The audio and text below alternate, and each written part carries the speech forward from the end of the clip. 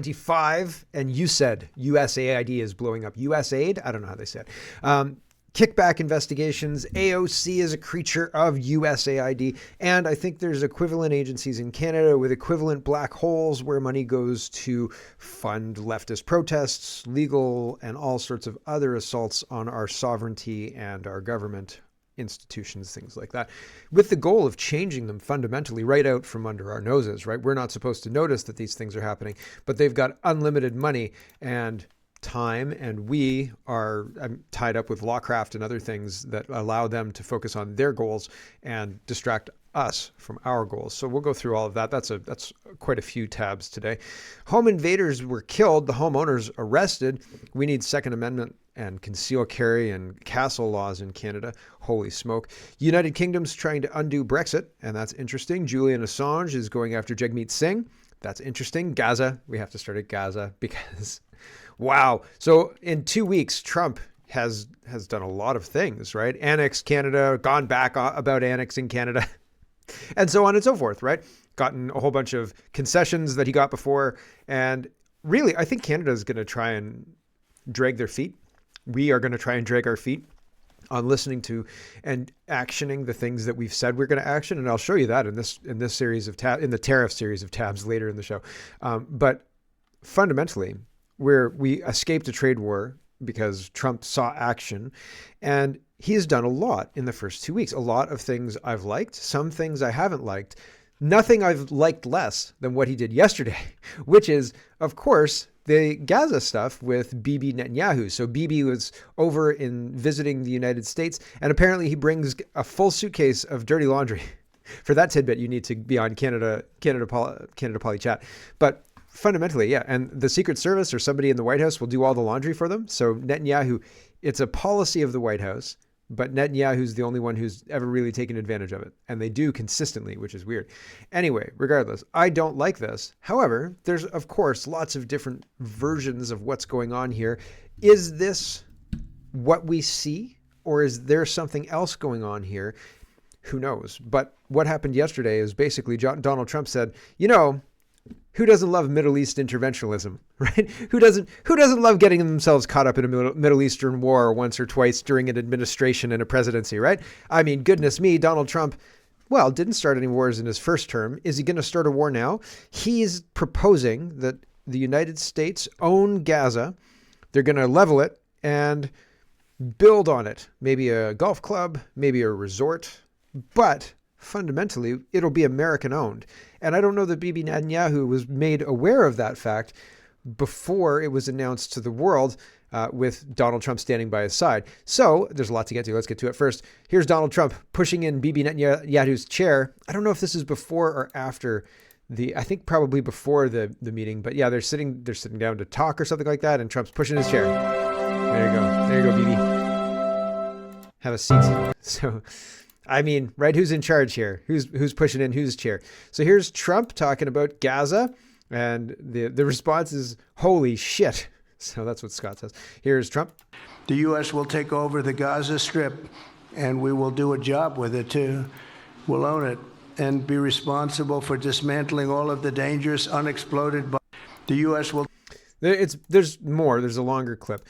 Here's Netanyahu close up when Trump announces we're gonna own it, and the people in the comments. I don't know if you're gonna get the nuance here, but the people in the comments are saying it doesn't look like Netanyahu knew that this announcement was coming. It looks like he was caught off guard. That's what they're saying here. This is interesting. So this is Netanyahu's reaction to Trump's announcement. The U.S. will take over the Gaza Strip, and we will do a job with it too. We'll own it and be responsible for dismantling all of the dangerous unexploded bombs and other weapons on the site, level the site and get rid of the destroyed buildings, level it out, create an economic development that will supply unlimited numbers of jobs and housing for the people of the area. Do a real job, do something different. Just can't go back. If you go back, it's going to end up the same way it has for 100 years.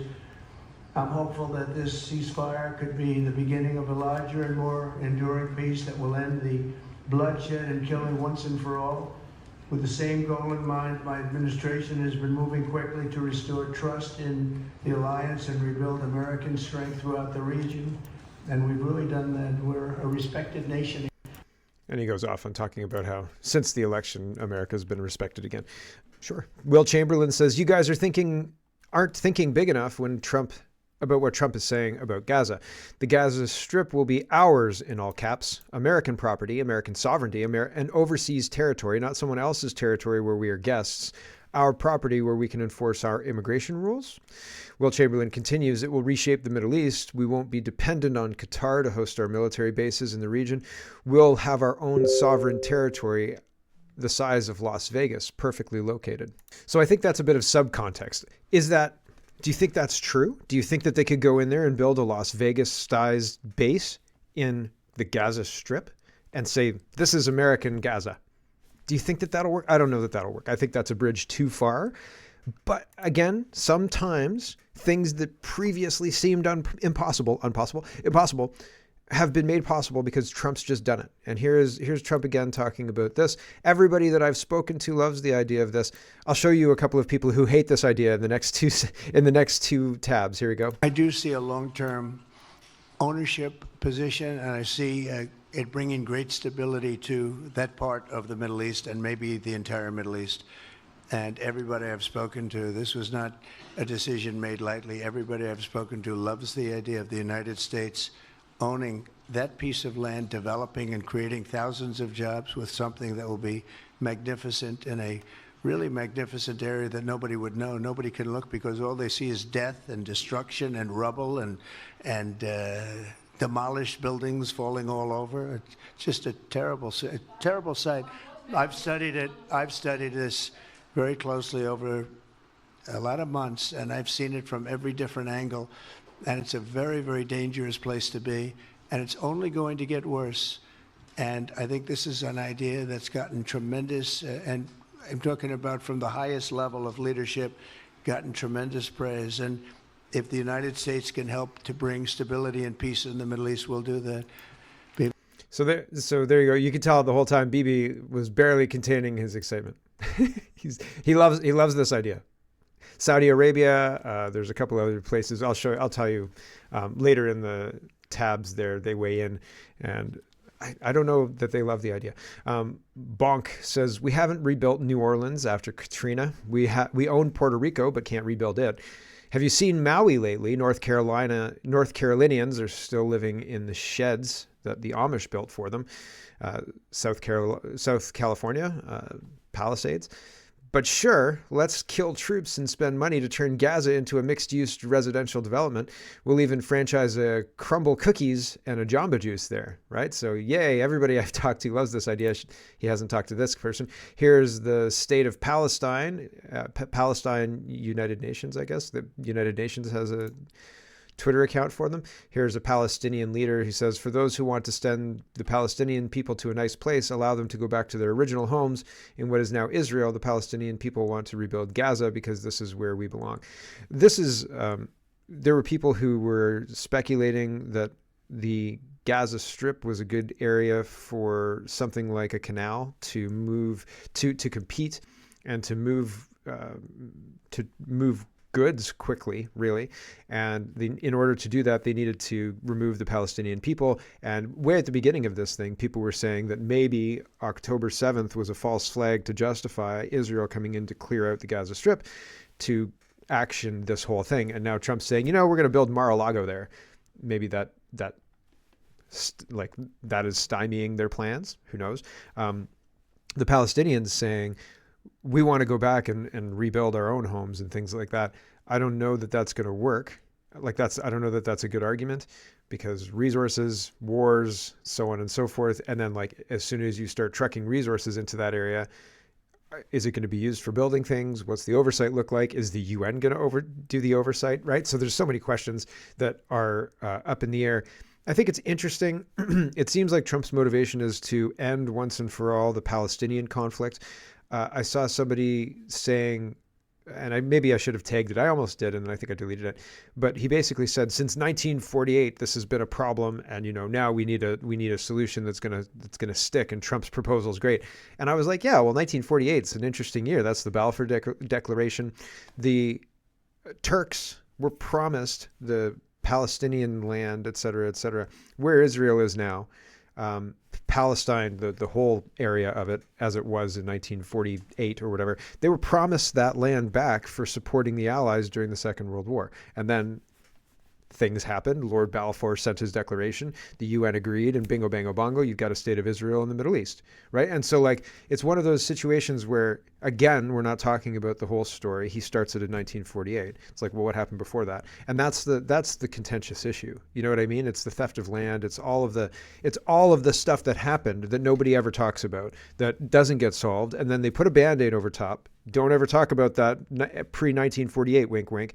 And then pretend that this is going to stick for generations, and then are surprised when people get pissed and start bombing things. And I'm not condoning bombing things, but I can understand the motivation. And I'm not saying, I can understand it like you should burn down churches because you're upset about transgenderism or something like that. I'm just saying I understand the context around how that can rise. And there are NGOs that have a vested interest in making sure that conflict continues as well. And I think that that's part of it. USAID was sending destabilizing money all throughout the Middle East, funding ISIS, funding all sorts of stuff. And so we need to stop that shit too. You know what I mean? But taking over Gaza, I don't know about that, man. Clint, and he's got 300,000 people following him or something, or 224,000 people following. He's Clint Russell, Liberty Lock Pod. I don't know. I guess he's a popular podcaster. He says, no, hate this. No, absolutely not. Right? No, what? And Mr. White says, I'm booking now with travel.com. So Gaza Strip, Mara Gaza, right? Oh, can't you see? I can see it now. The military base is just off to the left, right? Just watch those Black Hawk helicopters on approach. Oh, too soon? Too soon. Okay. Sorry. Here is global news. Trump's proposal that the U.S. take over Gaza, rejected by allies and adversaries. Now, this is previous rejections of this idea. I don't think this is... The Saudi Arabia quote sounds current, but I don't know if anything else is actually current. I think that the no's are no's that they've previously said to taking Palestinians. And I think that they just haven't negotiated with Trump yet, because Trump usually gets what he wants. Anyway, here's the global news article. Egypt, Jordan, and other American allies in the Middle East have already rejected the idea of relocating more than 2 million Palestinians from Gaza elsewhere in the region. Following Trump's remarks, Egypt's foreign ministry issued a statement stressing the need for rebuilding without moving the Palestinians out of the Gaza Strip.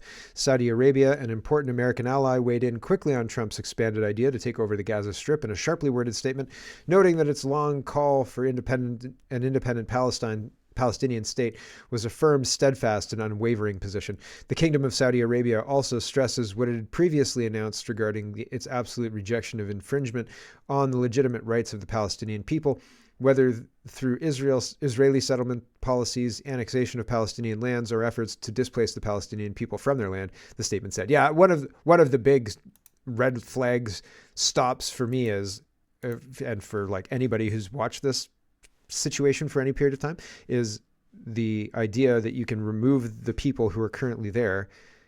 They're going to resist that. They don't want that. Israel's been trying to do that for a long time. So having Daddy USA walk in and say, "Oh yeah, we're just going to get them gone." I don't know if Trump's going to be able to do it. And there's a lot of legal stuff around that. I'm not sure if he can walk in and just do it. Now, can he walk in and actually do it practically with his military? Yes. But I don't know if the legality of the whole thing is going to fly. Let's talk about USAID. Their two things are kind of related. Not exactly, but kind of. I think that the United States is using a lot of money to destabilize the region. That results in a lot of terrorists having a lot of resources, and that spills over into what we see in the news, right? And so when the resources dwindle, then the options dwindle, and these kind of news stories, not as many. And so Shadows of Ezra is talking about USAID, and he says ISIS terrorists seen inside tents supplied by USAID. There you go. You can see that. The Pentagon would airdrop weapons to Al-Qaeda and ISIS in Syria, later dismissing it as an error. This open collaboration with terrorists with terrorist groups has been ongoing since 2011. USAID needs to be abolished and reformed. I mean, totally abolished. And you have to wonder, like, reformed, put that money into citizens. And in Canada, we've got a problem too. George says the USAid, I'm just going to call it USAid, website just came back online to announce that all USAid direct hire personnel will be placed on administrative leave globally. You're fired. I was hoping that they'd put up a Donald Trump video. Like, I'm looking forward to the Donald Trump "you're fired" video, or is that too kitschy? He might not do it. It might be too kitschy. Except designated personnel responsible for mission critical functions, core leadership, and specially designed designated programs. This is what the USAid website says. It says on February 7th, 2025 at 11:59 p.m. Eastern Time, all USAid direct hire personnel will be placed on administrative leave globally, with the exception of designated personnel responsible for mission critical functions, core leadership, and specially designated programs. Essential personnel expected to continue working will be informed by agency leadership by Thursday, February 6th at 3 p.m. So the only people who will continue operational functions at USAID are people who the Trump administration designates, and they're losing their minds. These are the people holding a rally outside of the USAid offices, headquarters, and Elon Musk says, "Oh, look, an insurrection." The radical left put a lot of people in prison for exactly this behavior. And so they use January 6th to imprison their political enemies. They're using U.S. taxpayer dollars to fund this whole thing. And, well, do these people sound righteous and like they're on the right side here, or do they sound guilty as hell? Because to me, they sound guilty as hell. Here we go. You probably saw Elon Musk and his crew put a gag order on AID employees. They disconnected them from email, which is putting lives at risk around the world. So we are here to enter the building, and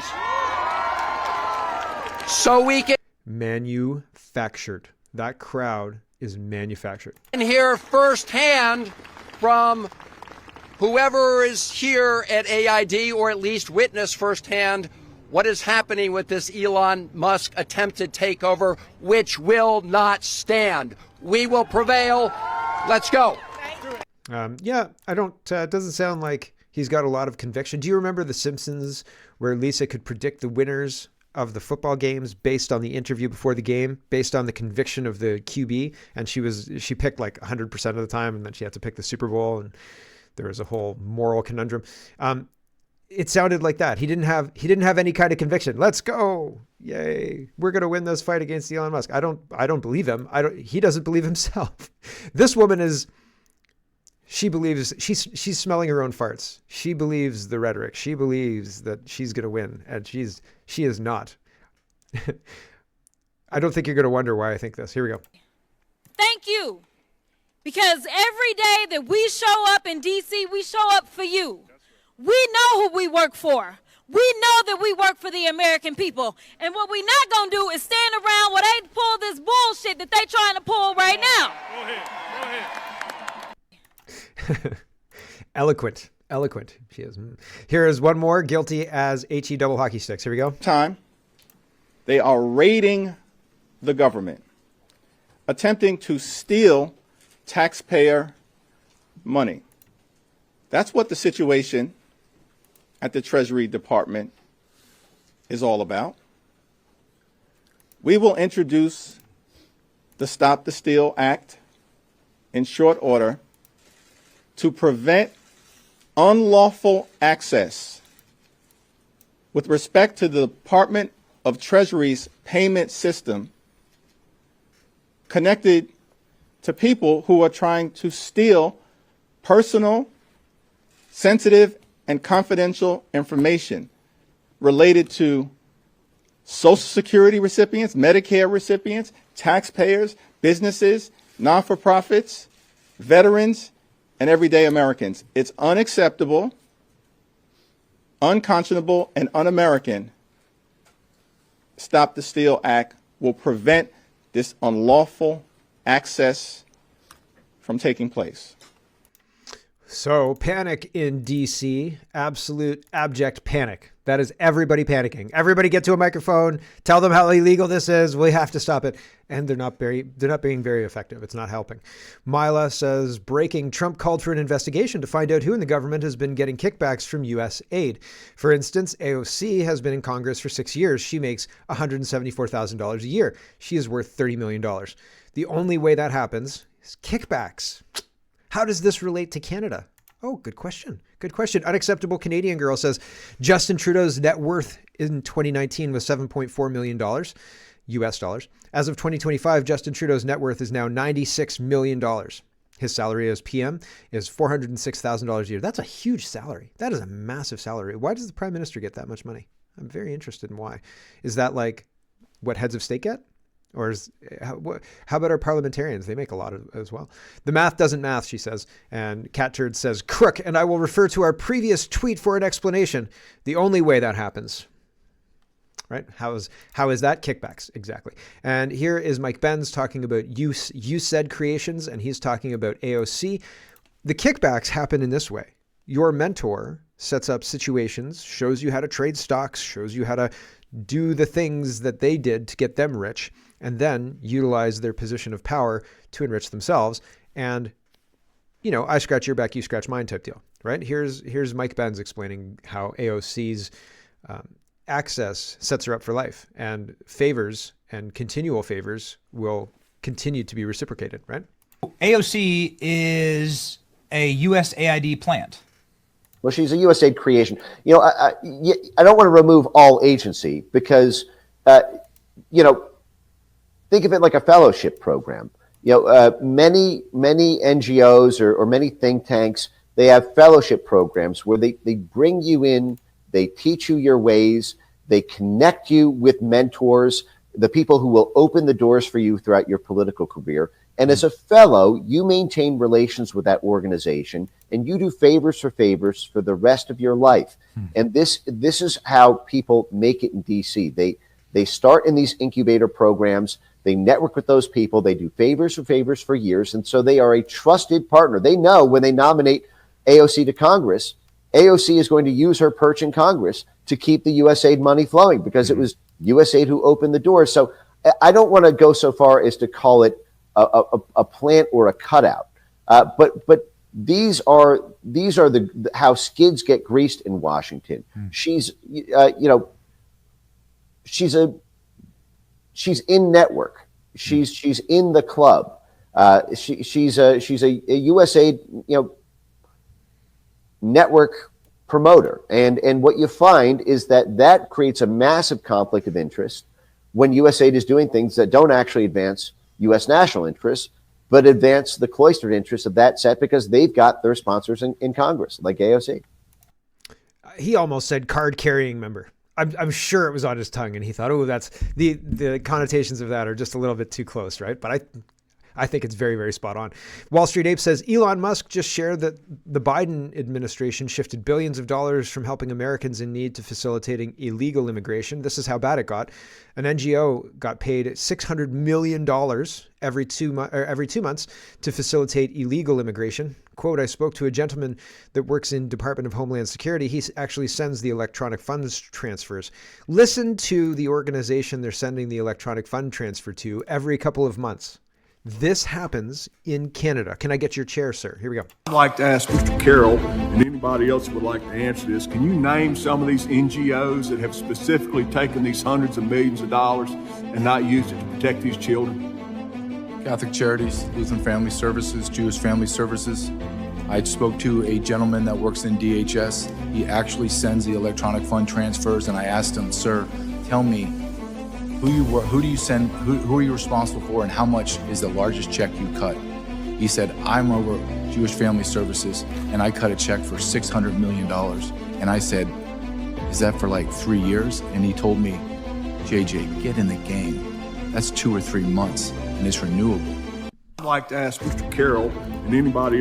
2 or 3 months, and it's renewable, right? So that's unbelievable. $600 million of U.S. taxpayer money sent to an NGO every 2 to 3 months for immigration. Wow. Apple Apple Lamps says, amazing. I just searched university, and the first 10 foreign universities that popped up show that we sent them a combined $5.5 billion. So this is Data Republic. And he says the outstanding team at American Cloud Company worked tirelessly, including overnight and around the clock, to complete the migration to datarepublic.com. Link below. The site functions just like the old GitHub version. We're still finalizing the forwarding strategy. But fundamentally, you can search the grant awards and find out how much money is being spent. And I have not had fun with this yet, but link is in the description so you can check it out, or you can go to datarepublican.com. Datarepublican.com. Check that out. And Apple Lamps had a chance too, and they said, I just searched university, and for the first 10 foreign universities are worth $5.5 billion. The first university is the University of British Columbia at $1 billion. Wow. And covering her governing council of the University of Toronto, $800 million. Chancellor, Masters, and Scholars of the University of Oxford, $755 million. University of Western Ontario, $500 million. University of Waterloo, $482 million. University of Saskatchewan, $469 million. University of Manitoba, $452 million. Toronto Ryerson, $369 million. The University of Auckland, $296 million. Queen's University at Kingston, $280 million. These people are spending a crap ton of money at universities. Why would they do that? Why do you think they'd do that? Because university students are way easier to convince than I am, right? Or a group of 40-year-olds who understands how the taxes come off their salary, right? Come off their paycheck, et cetera, et cetera. We've lived long enough to know how crooked the government is. Those university students are still idealistic and don't believe that the system is as corrupt and rigged as it seems. So that's why they target the kids. This person says, the Middle East Forum just published an insane investigation into USAid. Together, the State Department and USAid have funneled $164 million to radical groups across the world. $122 million went to organizations directly tied to designated terrorist groups. Let's break it down. And so, I mean, just the overview is all you need to know at this point in time. If you want to check out the details, check out the link in the description. It's the Chalvi's Meal. Sorry, the name is really terrible, but check that out if you're interested in the details. But they're wasting a ton of money, a lot more money on universities than on terrorist groups abroad. But still, hundreds of millions of dollars is not a small amount of money, right? Like, imagine the good that could do in the United States and in states that need it. You know what I mean? Like, I've driven down the roads of like the highways, interstates in Tennessee, and they have potholes like crazy. So, I mean, imagine the good it could do if that money was spent in the United States, if they didn't have to send that tax to the federal government for the federal government to then go fund universities to get into soft-headed brains and foreign terrorists, right? Mark says, it's starting to come together. Did Obama-era holdovers in USAid ensure that anti-Trump neocons like Billy Crystal and the Lincoln Project were funded by taxpayer dollars to create an AstroTurf bipartisan resistance? Yeah. Yep, I think that's exactly what happened. Makes you wonder. We've been blaming George Soros, and I'm sure he is also to blame, but I don't think he's got the money to be that flexible. Like, he's got money, but it's finite, right? This money is not finite. Like, this money just goes on forever. It is finite. That's what I'm saying. George Soros might have to have a budget yearly and might have to watch his business investments and things like that. But these people, they're always going to have money because the money's flowing in numbers. It's like, here's another TV reference, but it's like in Breaking Bad when Walt had to buy the laundromat. Like, what are we going to do with all this money? It's coming in way faster than he can spend it. And the reason he can't spend it is because it would look very strange. He is a ex-high school chemist, right? And so, like, he doesn't have an excuse for why he has all this income. And so they can't explain it away. So they've got to, pay people for spraying the skies and find dark ways to get rid of the money, hide it under, couch cushions and things, right? Or send it to terrorists and send it to universities and have squids walk on treadmills and things. People were saying that's what the Secretary of State, no, not Secretary of State, not Rubio, the press secretary said yesterday. She was going through a list and saying it might be fun to get, it wasn't squids, maybe it was squids, to walk on treadmills. But like, what are we spending this money on? This is insane. Why are we doing this? Doesn't make any sense, right? You don't have to pay the tax, or you send it to local and they fix the potholes. That's better, right? Anyway, it's very, very interesting. It's not Soros, and these people have way more money, and they're way more wasteful than I think we think. Naya's back. They closed their account for a while. She or he, I'm not sure. It looks like a woman, but I know that's just kind of I don't think that's actually the person. Anyway, they're back. They closed their account and they reopened it, and they put out really good work. Nobody picked up their mantle. I don't have the chops, I guess. I don't have the time or the chops. So Naya says, we need to see a Department of Government Efficiency style investigation on the Canadian government spending. If I was given that gig, I would start here. $52 billion in various forms of foreign aid over 5 years. It's in this thread. So $9 billion to Asia. So Nepal, Philippines, Southeast Asia, Pakistan, Afghanistan, Bangladesh, India, Indonesia, Myanmar, Vietnam, Nepal. Afghanistan and Bangladesh both got $1 billion of our tax dollars. Pakistan got 500 million. India got 437 million. Indonesia got 352 million. Myanmar, is this American or Canadian tax dollars? Singapore only got 30,000? Is that right? Is that in $30,000? Well, I'm glad they told us. Still, it's very interesting, and it's a huge waste, and it's just the beginning. Like, there's a huge amount of waste all over. Andy Lee says, I have questions. And this Twitter says, Federation of Chinese Canadians in Markham, pro-Beijing Liberals voter machine for Markham, Unionville, Markham, Thornhill has received over $730,000 in taxpayer grants since 2015. 2023, Markham Unionville Federal Liberal Association meeting at their HQ. And then Andy Lee's got money coming in since 2013. So $30,000, $50,000, $65,000, $40,000 in 2016, $65,000 in 2017, $36,000 in 2014. So there's all sorts of money flying around for who knows what, right? And oversight, what oversight? This is Canada, man. Oversight doesn't happen here. Here is Libs of TikTok, and they say some of the most insane U.S. aid spending that was recently found, $2 million for Moroccan pottery classes. Moroccan pottery. $2 million promoting tourism to Lebanon, $20 million for a Sesame Street show in Iraq, sending Ukrainians to Paris for Fashion Week, $1.5 million for DEI in Serbia, $70,000 for DEI musical in Ireland, $47,000 for a transgender opera in Colombia, $32,000 for a transgender comic book in Peru, $2 million for sex changes in Guatemala, $6 million for tourism in Egypt, and $1 million to help disabled people in Tajikistan become climate leaders. $15 million for contraceptives and condoms in Taliban-controlled Afghanistan. So they're not allowed to use contraceptives as far as I understand it. And condoms, are they widely used in the Middle East? I didn't think they were. I didn't think any birth control at all is widely used across the Middle East. But I could be wrong. Or maybe I'm wrong. I don't know. Can you buy condoms readily in the Middle East? Like in Dubai and like a major city in the Middle East somewhere? Yeah, are they around in pharmacies? I'm going to have to look into that. I have no idea. Andy Lee says, I assume no.